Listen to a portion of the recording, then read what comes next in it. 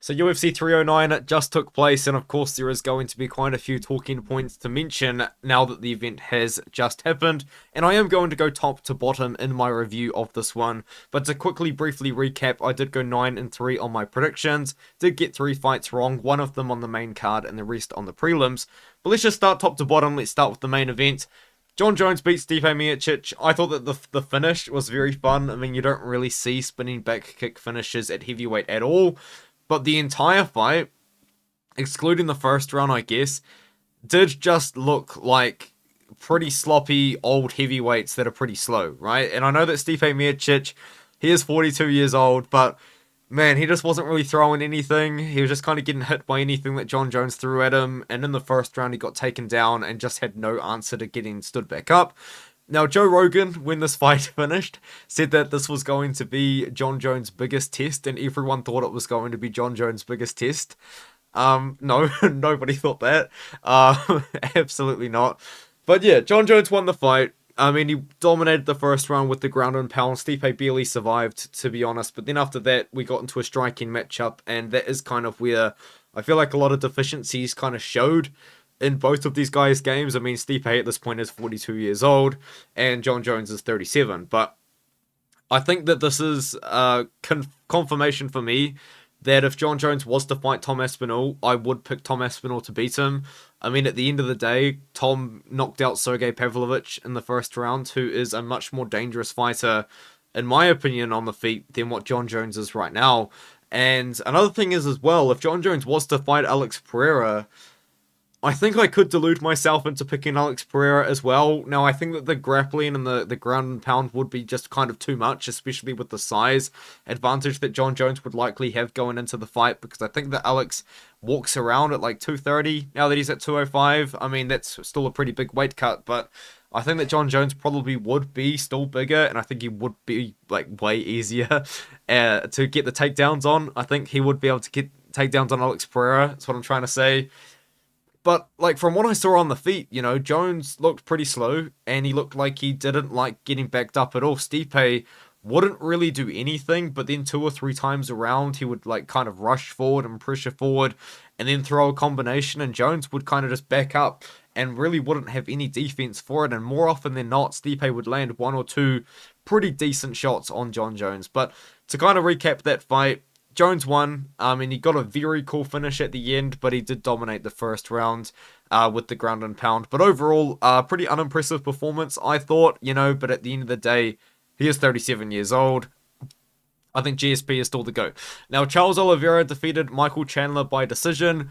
I picked Charles Oliveira to win by decision. A lot of people didn't like that, and Charles Oliveira did end up winning by a decision. Now, I know that it was pretty far-fetched, but I feel like the fight kind of went how I expected it to go. Michael Chandler, very explosive early. Wasn't really able to get anything going, though, because Charles, I thought, looked a lot better than he had against Arman Tsarukyan. So either Charles Oliveira had one of the most off nights of all time against Arman Tsarukyan, or maybe Michael Chandler was just never that good in the first place.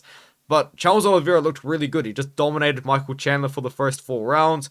Was able to get a lot of rear naked choke attempts in there. And then Michael Chandler was able to hurt Oliveira on the feet and then proceed to just pound the back of his head. I think someone counted like 17 back of the head shots that the ref didn't account for. So that was something that happened there. No points taken away. No stopping the fight for a disqualification. No contest. No nothing. I mean, it would have gone to scorecards if they stopped it. But like nothing. Nothing. And Chandler, once again, if you watch his Poirier fight, there's very brutal, blatant cheating happened in that matchup.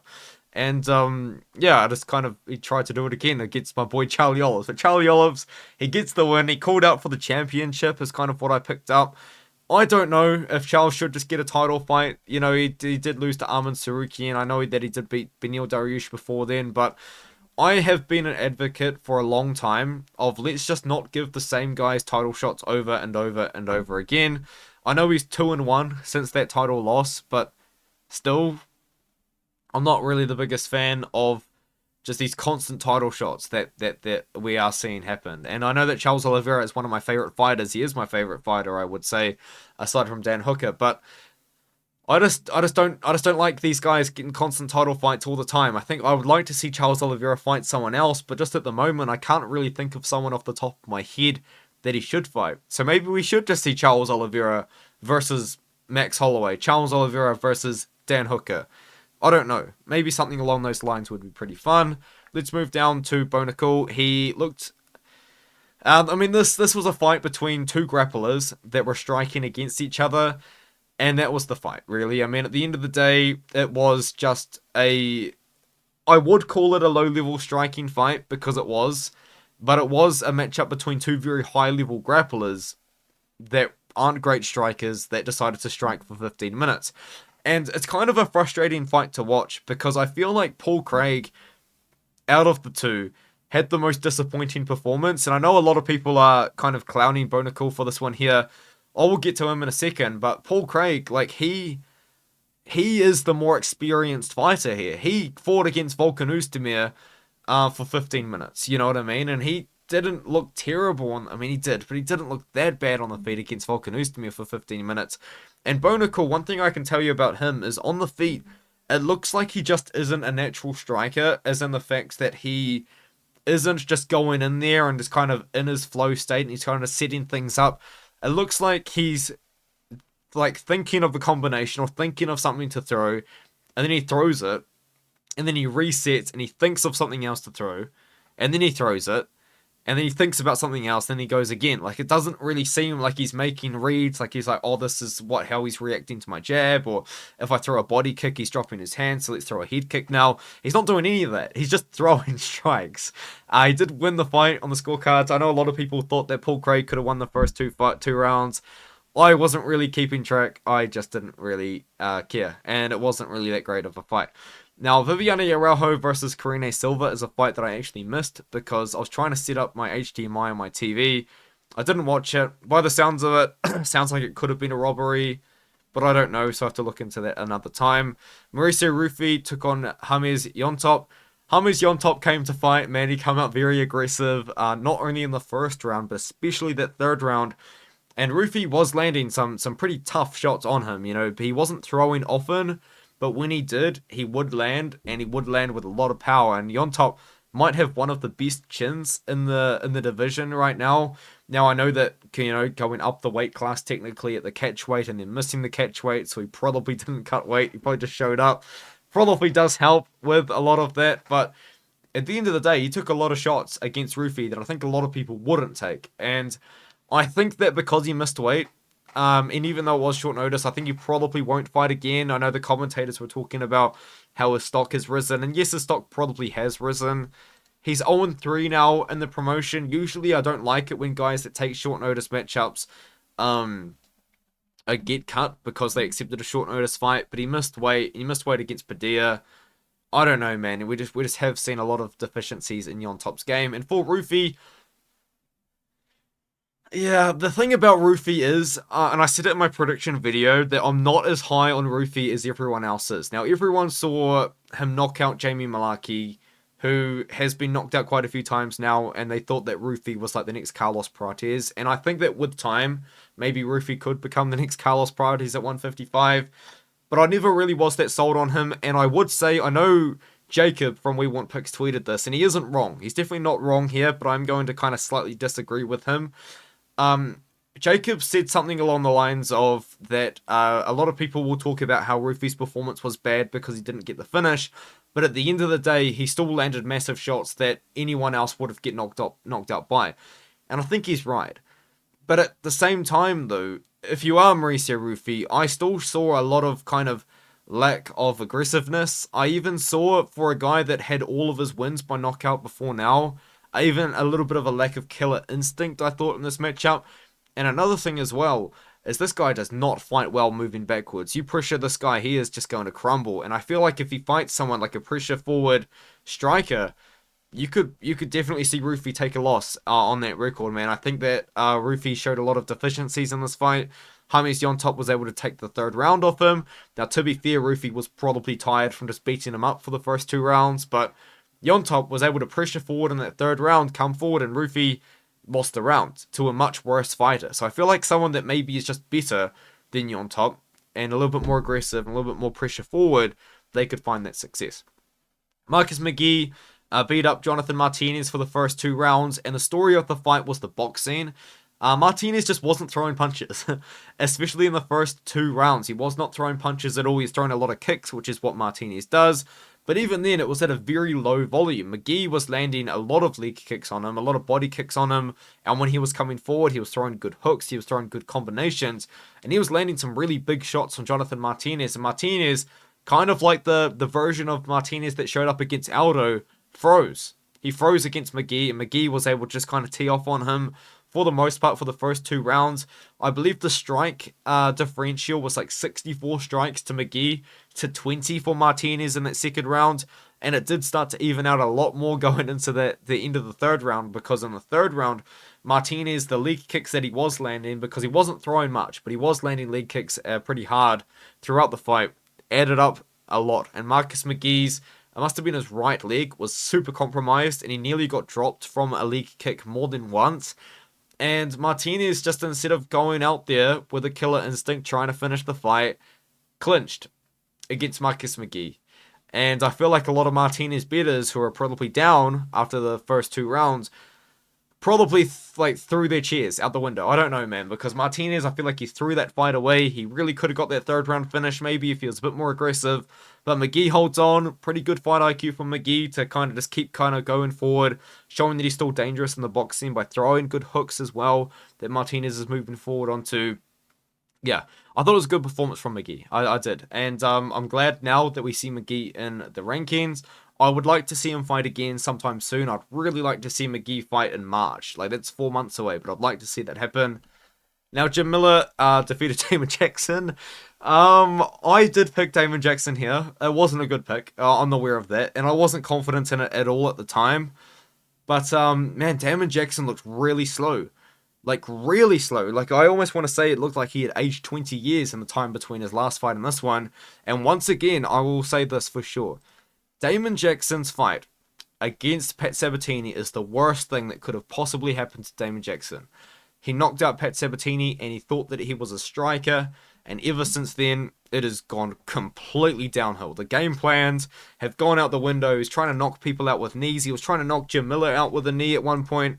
I just don't know what's going on with this guy. And then he starts getting pieced up on the feet because he's trying to strike with someone that's a better striker than him. And Jim Miller, despite being, like 41 years old at this point, still has power in the hands. So Jackson suits for a very desperate, sloppy takedown and gets guillotines, pretty much. Damon Jackson was never going to get out of that guillotine, so he tapped. David Onama defeated Roberto Romero. A lot of mixed reception on this one. Onama won the fight, clearly. He knocked down Romero at the end of the first round after getting knocked down himself. So there was some sort of debate there, I think, on who truly could have won that first round. I think all of the judges gave it to Onama, but at the end of the day, Onama himself did get knocked down in that first round, and at the start of the first round, Romero was landing some good shots, especially leg kicks. But I personally thought that Onama won that first round just because I thought that he was doing the better work. Like, I thought that overall the damage that Onama was doing was more effective than the damage that Romero was landing. And then with the knockdown, of course, you got to have the knockdowns cancel each other out. Onama was able to get off some ground and pound towards the end. And I think the judges probably just saw that and gave him the round. But it is what it is. Onama won the last 2 rounds. Romero kind of just did what I thought he was going to do, except he was a lot tougher than I thought he was going to be. Romero, forward pressure boxer that does shoot takedowns on occasion and has really bad cardio. That was exactly what we got in this matchup, except we got the toughest guy on the planet, somehow. So yeah, Romero, just very good chin on him. I think he's going to have a lot of fun fights in the UFC. I'm seeing a lot of people saying that he's going to win a lot of fights in the UFC. I don't know about that, I'll be honest with you. I just think that someone that can deal with pressure is going to look really good against him. But I think that Onama fought the fight that he normally does. Didn't get the finish, which was disappointing, but it is what it is. We can now move on to the heavyweight, which was even more so disappointing. The first 10 seconds of the fight, Janata Diniz drops Tybura and then just takes mount and then gets reversed and controlled for the first round. And then in the second round, Tybura gets the takedown and then just controls him and then finishes the fight with some massive elbows. Yeah, just... Yeah. I did pick Tybura, but if you're at the We Want Picks live stream with Jacob, yeah, you'll know why it was a pretty rough watch. And now Raniz Brahimaj defeated Mickey Gall. I picked Mickey Gall to win the fight. I bet on Mickey Gall to win by knockout. But I also bet the fight to not go the distance, thankfully. And Mickey Gall got knocked out. Raniz Brahimaj, I don't think we've ever seen him get a KO before. All of his wins are by sub. But yeah, Mickey Gall, just not a great striker, I guess. Even though he looked really good on the feet against Basil Hafez. We can move on now. Open Elliott, this is an odd one. 2 of the judges had the fight 1-1 going into the 3rd round. 1 of the judges had the fight 2-0 going into the 3rd round. So probably for the best that Open Elliott was able to get the knockout here because he could have been robbed brutally. I thought that he was up 2-0. He was doing the better work. He was looking like the better fighter. He was landing more. But still, just kind of like a massive welterweight, but just doesn't really have anything to offer, like, at all. And I know that he had that close fight against JDM, but JDM made it close by pulling guillotine against him. If JDM was never pulling those guillotines, Basil Hafez was never getting those takedowns. He went 3 for 20 on takedowns against JDM, aside from the ones which JDM just tried to pull that guillotine out of nowhere. Open Elliott ended up knocking him out, though, and that's not something I thought was going to happen. Especially the fact that Open Elliott was struggling a little bit on the feet against Val Woodburn, and he got some massive KO against Basil and looked good on the feet against Basil. That kind of tells me that Open is making some pretty good improvements and making some pretty good improvements pretty quickly. And especially the fact that he was getting absolutely smoked by Kike Brito on the feet as well. So, yeah, Open Elliott making a lot of improvements, especially on the feet. He looked pretty good against Basil. I would like to see Open Elliott maybe take a little bit more of a step up in competition now, but not too much, you know what I mean? Because we've seen Open Elliott beat some pretty, like, decent guys so far. Now, I know Basil Hafez is probably about to get cut from the promotion, but Open Elliott, he beat Preston Parsons, who I think is better than his record does suggest. And he did beat Kike Brito, who's pretty good. So I would like to see him maybe take a little bit of a step up now. Eduardo Mora beat Veronica Hardy. I picked Eduardo Mora. I thought that she was going to smoke Veronica Hardy in the first 2 rounds. That didn't happen, but Mora looked good. You know, she beat her up on the feet, landed the better shots, which is surprising because Hardy is a pretty technical striker. But Hardy is really small for 125, huh? Maybe Hardy could try and make 115, and I say that because Mora is the straw weight, and she looked like 2 weight classes up from Hardy. So Mora was able to find a lot of success with her right hand, found some success in the wrestling in the 2nd round. Hardy was able to take over a bit more in the 3rd, but ultimately a Mora win. I would have liked to see more wrestling, but at the end of the day as well, the wrestling was what gassed her out against Gomes. So be interesting to kind of see what happens from there. That was UFC 309. Let me know what you think in the comments. UFC Macau is next week. I'm very looking forward to that card, but my predictions will not be out this tonight because I have a couple of reasons for that one. I'm trying to find the card. This is embarrassing. The main one is my flatmate starts work at 5 a.m. tomorrow, so I won't be recording a video at 10 p.m.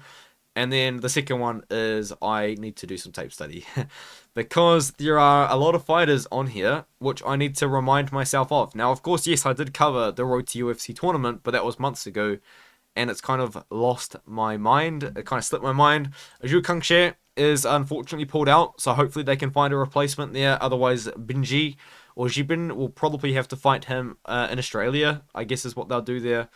But yeah, Nyamjagao Tumin Burrell makes his debut. That should be fun. I don't think he wins, but that is what it is. I'll see you guys in the next one.